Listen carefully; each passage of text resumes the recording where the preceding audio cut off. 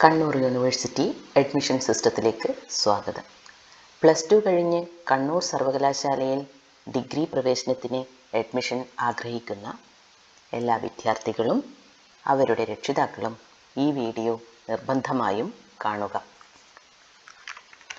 കാരണം മുൻ വർഷങ്ങളിലെല്ലാം അപേക്ഷയിൽ വരുന്ന മിസ്റ്റേക്കുകൾ കാരണം നല്ല മാർക്കുള്ള പല വിദ്യാർത്ഥികൾക്കും ആഗ്രഹിച്ച കോളേജിലോ പ്രോഗ്രാമിനോ അഡ്മിഷൻ കിട്ടുന്നില്ല. എന്തൊക്കെ കാര്യങ്ങൾ ആണ് ആപ്ലിക്കേഷൻ ഫില്ല് ചെയ്യുമ്പോൾ ശ്രദ്ധിക്കേണ്ടതെന്ന് ഈ വീഡിയോയിൽ വിശദമായി പറയുന്നുണ്ട്. ഇതിൽ ഏറ്റവും കൂടുതൽ ശ്രദ്ധിക്കേണ്ടത് ഏത് കോളേജിൽ ഏത് കോഴ്സിന് അപ്ലൈ ചെയ്യണം എന്നതിലാണ്. ഇത് ആപ്ലിക്കേഷൻ ഫില്ല് ചെയ്യുന്നതിന് മുൻപ് തന്നെ കൃത്യമായി പ്രോസ്പെക്ടസ് നോക്കി ഏതൊക്കെ പ്രോഗ്രാം ഏതൊക്കെ കോളേജിൽ ഉണ്ടെന്ന് ഉറപ്പുവരുത്തണം. ഏറ്റവും താല്പര്യമുള്ള ഓപ്ഷൻ ഏറ്റവും ആദ്യം കൊടുക്കണം. അങ്ങനെ 20 ഓപ്ഷൻ വരെ ക്രമീകരിച്ച് കൊടുക്കാം. അടുത്തതായി ശ്രദ്ധിക്കേണ്ടത് കാസ്റ്റ് കാറ്റഗറി സെലക്ട് ചെയ്യുമ്പോഴാണ്. ശരിയായ റിസർവേഷൻ കാറ്റഗറി ഏതാണെന്ന് പ്രോസ്പെക്ടസ് നോക്കി മനസ്സിലാക്കി വേണം ആപ്ലിക്കേഷൻ ഫില്ല് ചെയ്യാൻ. അതായത് അർഹതയില്ലാത്ത റിസർവേഷൻ കാറ്റഗറിയിൽ അഡ്മിഷൻ ലഭിച്ചാൽ അഡ്മിഷൻ സമയത്ത് കോളേജിൽ നിന്നും റിജക്റ്റ് ചെയ്യുകയും അലോട്ട്മെൻറ്റിൽ നിന്ന് പുറത്താവുകയും ചെയ്യും. അടുത്തതായി വെയിറ്റേജ് മാർക്കാണ്. അതായത് NSS, NCC മുതലായ സർട്ടിഫിക്കറ്റുകൾ ഉണ്ടെങ്കിൽ അത് ആഡ് ചെയ്യണം. അത് +2 ലെവലിൽ തന്നെ കിട്ടിയതായിരിക്കണം. ഇനി നമുക്ക് എങ്ങനെ ഒരു ആപ്ലിക്കേഷൻ ഫോം ഫില്ല് ചെയ്യാം എന്ന് നോക്കാം. ആദ്യം admission.kannuruniversity.ac.in എന്ന വെബ്സൈറ്റ് ഓപ്പൺ ചെയ്യുക. ഇവിടെ UG, apply now, notification and press release, prospectus, അതുപോലെ ലേറ്റസ്റ്റ് ന്യൂസ് ഇങ്ങനെയുള്ള കാര്യങ്ങളൊക്കെ കാണാൻ സാധിക്കും. എല്ലാം കൃത്യമായി ചെക്ക് ചെയ്യുക. പ്രോസ്പെക്ടസ് ആദ്യം തന്നെ ഒന്ന് വായിച്ച് മനസ്സിലാക്കണം. പ്രോസ്പെക്ടസിൽ എല്ലാ കാര്യങ്ങളും വിശദമായി കൊടുത്തിട്ടുണ്ട്. അതായത് എങ്ങനെയാണ് റിസർവേഷൻ, എങ്ങനെയാണ് ഏതൊക്കെ കോളേജിൽ ഏതൊക്കെ കോഴ്സ് ഉണ്ട്, ഇങ്ങനെയുള്ള, അതുപോലെ കാസ്റ്റ് കാറ്റഗറി എവിടെയാണ്, ഏതൊക്കെ കാറ്റഗറീൻ്റെ അണ്ടറിലാണ് ഓരോ കാസ്റ്റും ഇരിക്കുന്നത്, ഇൻഡെക്സ് മാർക്ക് എങ്ങനെ കാൽക്കുലേറ്റ് ചെയ്യുന്നു, ഇങ്ങനെയുള്ള കാര്യങ്ങളൊക്കെ പ്രോസ്പെക്ടസിൽ വിശദമായി കൊടുത്തിട്ടുണ്ട്. ഇനി നമുക്ക് അപ്ലൈ നൗ ബട്ടൺ ക്ലിക്ക് ചെയ്യാം. ഇവിടെയാണ് രജിസ്ട്രേഷൻ ആരംഭിക്കുന്നത്. ഇപ്പോൾ നമ്മൾ ഡിഗ്രി രജിസ്ട്രേഷൻ പേജിൽ എത്തിയിട്ടുണ്ട്. ഇവിടെ കാൻഡിഡേറ്റ് ലോഗിൻ, രജിസ്റ്റർ ഹിയർ, അതുപോലെ പ്രോഗ്രാംസ്, പ്രോസ്പെക്ടസ്, ലേറ്റസ്റ്റ് ന്യൂസ് എന്നിവ കാണാം. നമുക്ക് രജിസ്ട്രേഷൻ സ്റ്റാർട്ട് ചെയ്യുന്നതിനായി രജിസ്റ്റർ ഹിയർ എന്ന ലിങ്കിലാണ് ക്ലിക്ക് ചെയ്യേണ്ടത്. ഇങ്ങനെ ഒരു വിൻഡോ ഓപ്പൺ ചെയ്യും. ഇവിടെ നിങ്ങളുടെ പേര്, date of birth,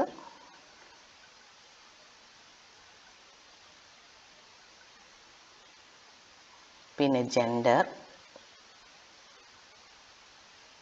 fee category SC/SC കാസ്റ്റിന് 250 രൂപയാണ്.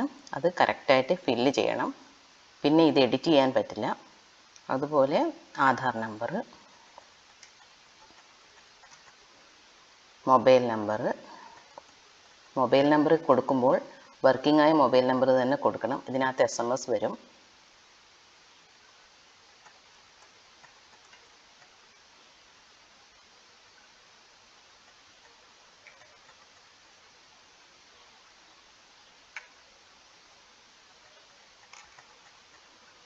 ഇതൊക്കെ ഫില്ല് ചെയ്തതിന് ശേഷം സബ്മിറ്റ് ചെയ്യുക.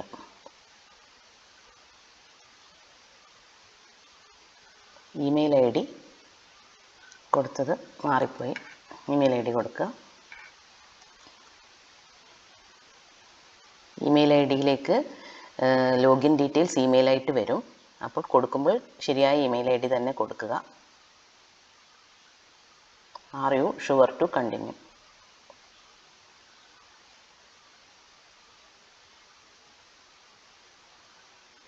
ഇതാണ് നമുക്ക് ലഭിച്ച ആപ്ലിക്കേഷൻ നമ്പറും അതുപോലെ യൂസർ ലോഗിൻ ചെയ്യുമ്പോൾ ഈ ആപ്ലിക്കേഷൻ നമ്പറാണ് യൂസ് ചെയ്യുക. അതുപോലെ പാസ്വേഡ്. ഈ രണ്ട് ഡീറ്റെയിൽസും നിങ്ങൾ രജിസ്റ്റർ ചെയ്ത ഇമെയിൽ ID യിൽ കൂടി എത്തിയിട്ടുണ്ട്. അതുപോലെ നിങ്ങൾ കൊടുത്ത മൊബൈലിലും SMS ആയിട്ടും കിട്ടും. അപ്പോൾ ഇനി നമുക്ക് ഈ ഡീറ്റെയിൽസ് വെച്ച് ലോഗിൻ ചെയ്യാം.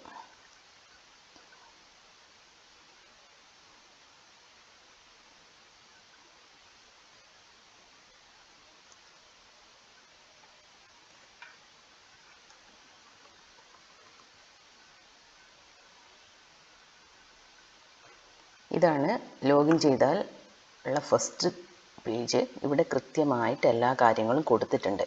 ഏതൊക്കെ രീതിയിൽ ഫില്ല് ചെയ്യണം എന്നുള്ളത് ഇവിടെ കൃത്യമായി കൊടുത്തിട്ടുണ്ട്. അപ്പം ഇത് കൃത്യമായിട്ട് വായിച്ചു നോക്കണം. എന്തൊക്കെ ഫോട്ടോ സിഗ്നേച്ചറൊക്കെ ആവശ്യമുണ്ട് എന്നുള്ളതും അതുപോലെ ഈ കാണുന്ന 8 സ്റ്റെപ്പും കൃത്യമായി വായിച്ചു നോക്കുക. ഇവിടെ പ്രോസ്പെക്ടസ് ഒരിക്കൽ കൂടി അവൈലബിൾ ആണ്. ഇനി പ്രൊസീഡ് ചെയ്യാം. ഇനി അടുത്തത് ബേസിക് ഡീറ്റെയിൽസ് ഫില്ല് ചെയ്യുന്ന പേജാണ്. ഇവിടെ നിങ്ങളുമായിട്ട് ബന്ധപ്പെട്ട ഒരു ആപ്ലിക്കൻറ്റിൻ്റെ ബേസിക് ഡീറ്റെയിൽസ് ഇവിടെ കാണാം. അപ്പം നമുക്ക് ഫില്ല് ചെയ്യാം. ലാൻഡ് ഫോൺ ഉണ്ടെങ്കിൽ കൊടുക്കുക, ഇല്ലെങ്കിൽ ബ്ലാങ്ക് ആയിട്ടിടുക.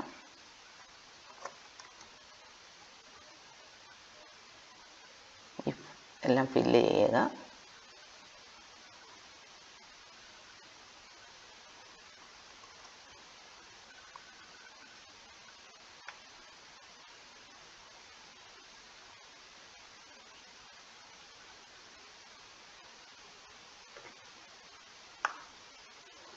ഇത് റിസർവേഷൻ ഡീറ്റെയിൽസ് ആണ്.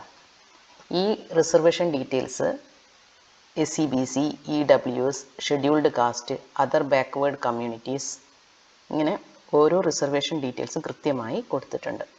അപ്പം ഇതിൽ SCBC, ഈഴവ, ബിലവ, തീയ ഇതാണ് ETB കാറ്റഗറി. അതുപോലെ OBX അതൊക്കെ SCBCയുടെ അണ്ടറിൽ വരുന്നതാണ്. SCBC, ETB, SCBC, OBX ഇങ്ങനെ കൃത്യമായി പ്രോസ്പെക്ടസിൽ കുറച്ചും കൂടി വിശദമായിട്ടുണ്ടാവും. അത് നോക്കുക, ഏതൊക്കെ കാസ്റ്റുകളാണ് ഏതൊക്കെ കാറ്റഗറിയുടെ അണ്ടറിൽ വരുന്നതെന്നുള്ളത്. കാരണം ഇതിൽ ഈഴവ, തീയ, ബിലവ കാറ്റഗറിയിലുള്ള ആൾക്കാർ SCBC, OBH കൊടുക്കാൻ പാടില്ല. അവർ കൊടുക്കേണ്ടത് SCBC, ETB കാറ്റഗറിയാണ്. അപ്പോൾ അതുപോലെ ഏതൊക്കെ കാസ്റ്റ് ഏതൊക്കെ കാറ്റഗറിയുടെ അണ്ടറിലാണ് വരുന്നത് മനസ്സിലാക്കിയിട്ട് വേണം റിസർവേഷൻ കാറ്റഗറി സെലക്ട് ചെയ്യാൻ. അപ്പം ഇതിൽ ആദ്യം തന്നെ കൊടുക്കുന്നുണ്ട്, റിസർവേഷൻ വേണ്ടിയുള്ള ഫോമാണിത്. അപ്പോൾ ഇവിടെ non creamy layer certificate reservation prove ചെയ്യുമ്പോൾ എന്തൊക്കെയായാലും പ്രൊഡ്യൂസ് ചെയ്യേണ്ടതാണ്. അപ്പോൾ നോൺ ക്രീമി ലെയർ ആണോ എന്ന് ചോദിക്കും, അത് സെലക്ട് ചെയ്യുക. റിലീജിയൻ കൊടുക്കുക. Are you eligible for community reservation, yes or no ആണ്. റിസർവേഷൻ ഉണ്ടെങ്കിൽ യെസ് കൊടുക്കുക. അങ്ങനെയാണെങ്കിൽ മാത്രമേ ഇവിടെ റിസർവേഷൻ കാറ്റഗറി സെലക്ട് ചെയ്യാൻ പറ്റുകയുള്ളൂ. ഇനി SCBC, ETB ആണോ, SCBC അതർ ബാക്ക്വേർഡ് ഹിന്ദു ആണോ, ഷെഡ്യൂൾഡ് കാസ്റ്റ് ആണോ, ഷെഡ്യൂൾഡ് ട്രൈബ് ആണോ, ഇതൊക്കെയാണ് റിസർവേഷൻ കാറ്റഗറീസ് ഹിന്ദുവിൻ്റെ അണ്ടറിൽ വരുന്നത്. അപ്പം നമുക്ക് SCBC, ETB സെലക്ട് ചെയ്യാം. ഇനി അടുത്തത് കാസ്റ്റ് ETB കാസ്റ്റിൽ ഇത്രയും കാസ്റ്റുകൾ മാത്രമേ ഉള്ളൂ. അപ്പം നമുക്കിതിനകത്ത് ഇത് സെലക്ട് ചെയ്യാം. ഇനി PWD അതായത് എന്തെങ്കിലും ബെഞ്ച് മാർക്ക് ഡിസബിലിറ്റീസ് ഉള്ള ആളാണെങ്കിൽ യെസ് കൊടുക്കുക, ഇല്ലെങ്കിൽ നോ കൊടുക്കുക. OEC ലിസ്റ്റിലുണ്ടെങ്കിൽ അത് ചെക്ക് ചെയ്തിട്ട് OEC ആണോ അല്ലയോ എന്നുള്ളത് കൊടുക്കുക. അതുപോലെ എക്കണോമിക്കലി വീക്കർ സെക്ഷൻ, അതായത് എക്കണോമിക്കലി വീക്കർ സെക്ഷൻ എന്ന് പറഞ്ഞു കഴിഞ്ഞാൽ ഫോർവേഡ് കാസ്റ്റിലുള്ള സാമ്പത്തികമായി താഴ്ന്നിരിക്കുന്ന ആൾക്കാർക്ക് ആ ലിസ്റ്റിലുള്ള EWS ലിസ്റ്റിലുള്ള ആൾക്കാർക്ക് കൊടുക്കുന്ന ഇൻകം വെച്ചിട്ട് കൊടുക്കുന്ന ഒരു റിസർവേഷനാണ്. അതിൻ്റെ റൂൾസ് ഇവിടെയുണ്ട്, ചെക്ക് ചെയ്യുക. Candidates who enjoy communal reservation such as SCBC, SC, ST who have BPL endorsement in ration card are not eligible for EWS reservation. Only candidates belonging to forward communities, അതായത് forward കമ്മ്യൂണിറ്റീസിലുള്ള ആൾക്കാർക്ക് മാത്രമേ, അതും economically backward, അവർക്ക് മാത്രമേ ഈ EWS റിസർവേഷന് apply ചെയ്യാൻ പറ്റുള്ളൂ. അങ്ങനെ അതുപോലെ തന്നെ ആ സർട്ടിഫിക്കറ്റ് വേണം. വില്ലേജ് ഓഫീസറുടെ അടുത്തുനിന്ന് ഇങ്ങനെ ബാക്ക്വേർഡ് ആണ് എന്നുള്ളതിൻ്റെ ഒരു സർട്ടിഫിക്കറ്റ് ഉണ്ടെങ്കിൽ മാത്രമേ EWS റിസർവേഷൻ അപ്ലൈ ചെയ്യാവുള്ളൂ. ആ സർട്ടിഫിക്കറ്റ് പ്രൊഡ്യൂസ് ചെയ്യേണ്ടിയും വരും. അപ്പം അതിനുശേഷം NSS NCC ഉണ്ടോ എന്ന് നോക്കുക. Student, police cadet, ex serviceman ഇങ്ങനെയുള്ള ഡീറ്റെയിൽസ് ഉണ്ടെങ്കിൽ അത് ഫില്ല് ചെയ്യുക. NCC ഉണ്ടെങ്കിൽ NCC ഏത് ലെവലാണ്, ABC, ആ ഓരോ ലെവൽ അനുസരിച്ചിട്ട് മാർക്ക് കൂടുതലും ഉണ്ട്. അപ്പോൾ നമ്മളിവിടെ A കൊടുക്കുന്നു. പിന്നെ അടുത്തതായിട്ട് ഫില്ല് ചെയ്യേണ്ടത് റിസർവേഷൻ നോമിനീസ്. റിസർവേഷൻ നോമിനീസ് ഉണ്ടെങ്കിൽ കൊടുക്കുക, ചെക്ക് ചെയ്തിട്ട്. നോട്ട് ആപ്ലിക്കബിൾ ഇല്ലെങ്കിൽ നോട്ട് ആപ്ലിക്കബിൾ. അതുപോലെ have you completed any degree course in regular mode. Regular മോഡിൽ ഒരു ഡിഗ്രി മാത്രമേ അലോ ചെയ്യുള്ളൂ. അതുകൊണ്ട് ഇതിൽ യെസ് കൊടുത്തു കഴിഞ്ഞാൽ രജിസ്ട്രേഷൻ നടത്താൻ സാധിക്കില്ല. അതുപോലെ ഏജ് ഓട്ടോമാറ്റിക്കലി അവിടെ ഫില്ലാവും. Are you interested in self financing colleges. അതായത് ഇത് കൊടുത്തിരിക്കുന്നത് നമ്മുടെ ഓപ്ഷൻ പേജിൽ ഓപ്ഷൻ ലിസ്റ്റ് ചെയ്യാൻ വേണ്ടിയാണ്. ഓപ്ഷൻസ് സെൽഫ് ഫിനാൻസിങ് കോളേജിലെ ഓപ്ഷൻസും കൂടി ലിസ്റ്റ് ചെയ്യണമെന്നുണ്ടെങ്കിൽ യെസ് കൊടുക്കണം, ഇല്ലെങ്കിൽ നോ കൊടുക്കുക.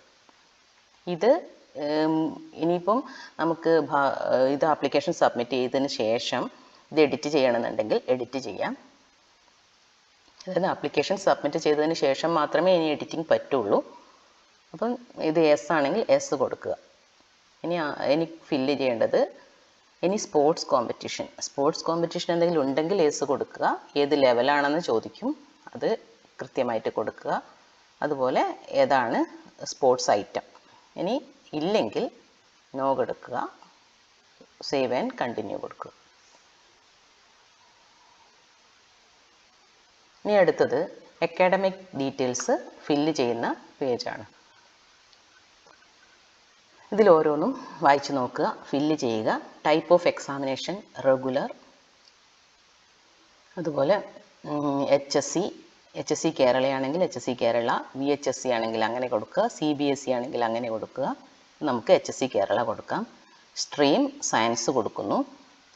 Year of passing, number of appearance എന്ന് പറഞ്ഞാൽ എത്ര എപ്പിയറൻസ്, അതായത് ഫസ്റ്റ് അറ്റംപ്റ്റിൽ തന്നെ ജയിച്ച കുട്ടിയാണോ, സെക്കൻഡ് അറ്റംപ്റ്റിലാണോ, തേർഡ് അറ്റംപ്റ്റിലാണോ എന്നുള്ളതാണ്. ഈ ഫസ്റ്റ് അറ്റംപ്റ്റിൽ തന്നെ നമുക്ക് പാസ്ഡ് ഔട്ട് ആണെങ്കിൽ കുട്ടിക്ക് മാർക്കൊന്നും ഡിഡക്റ്റ് ആവില്ല. സെക്കൻഡ് എപ്പിയറൻസ് ആണെങ്കിൽ ഇൻഡെക്സ് മാർക്ക് കാൽക്കുലേറ്റ് ചെയ്യുമ്പോൾ 10 മാർക്ക് കുറയും. അതിനുശേഷം നമുക്ക് എക്സാമിനേഷൻ രജിസ്റ്റർ നമ്പർ എൻ്റർ ചെയ്യുക. ഇനി ഇത് മാർക്ക് സിസ്റ്റമാണോ ഗ്രേഡ് സിസ്റ്റമാണോ എന്ന് ചോദിക്കുന്നുണ്ട്. Mark system by default field ആണ്. ഇനി പ്രീ നോളജ് ഇൻ അറബിക്, അത് ഉണ്ടെങ്കിൽ യെസ് കൊടുക്കുക, ഇല്ലെങ്കിൽ നോ കൊടുക്കുക. ഇനി subject English first language, mark കൊടുക്കുക.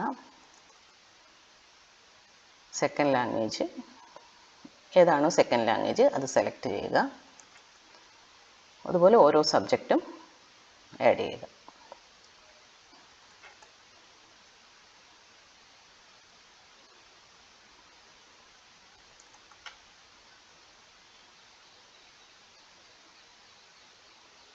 നമ്മൾ ഫില്ല് ചെയ്യുന്ന ഈ ഡീറ്റെയിൽസിനെ ബേസ് ചെയ്തിട്ടായിരിക്കും നമുക്ക് ഓപ്ഷൻസും കൂടി പോപ്പുലേറ്റ് ചെയ്ത് വരുന്നത്. നമ്മുടെ എലിജിബിലിറ്റിയും സബ്ജക്റ്റും ഒക്കെ ബേസ് ചെയ്തിട്ടുള്ള ഓപ്ഷൻസ് ആയിരിക്കും നമുക്ക് ഫില്ല് ചെയ്യാൻ വേണ്ടി വരിക.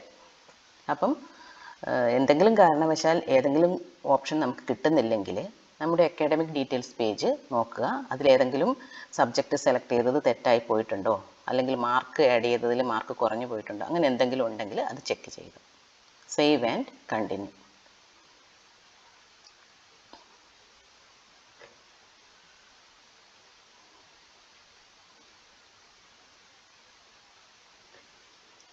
അതായത് ഇനി അടുത്തത് പേയ്മെൻറ്റ് ചെയ്യുന്ന പേജാണ്. Your registration is not fully completed.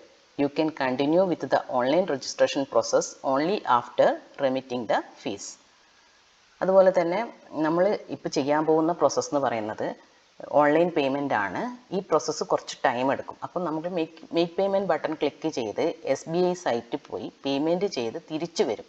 Automatically ഈ പേജിലേക്ക് തന്നെ റീഡയറക്റ്റ് ചെയ്ത് വരും. അപ്പം അതുവരെ പേജ് ബ്രൗസർ ക്ലോസ് ചെയ്യാൻ പാടില്ല, പേജ് റിഫ്രഷ് ചെയ്യാനും പാടില്ല, അതുപോലെ ബാക്ക് ബട്ടൺ പ്രസ് ചെയ്യാനൊന്നും പാടില്ല. ഓട്ടോമാറ്റിക്കലി റീഡയറക്റ്റ് ചെയ്ത് ഈ പേജിൽ എത്തിക്കോളും. അപ്പം നമുക്ക് മേക്ക് പേയ്മെൻറ്റ് ക്ലിക്ക് ചെയ്യാം. ഇവിടെ SBI ഇപ്പോൾ സെലക്ട് ഗേറ്റ് വേ എന്ന് പറയുമ്പോൾ SBI മാത്രമേ ഇവിടെയുള്ളൂ. അതുകൊണ്ട് SBI സെലക്ട് ചെയ്യുക. പേ നൗ ക്ലിക്ക് ചെയ്യുക. ഫീ എമൗണ്ട് ഒക്കെ ഇവിടെ കാണാം. പേ ചെയ്യുക.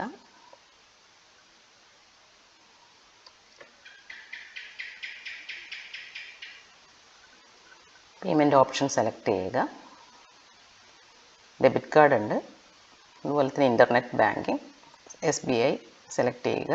പേ നൗ ക്ലിക്ക് ചെയ്യുക.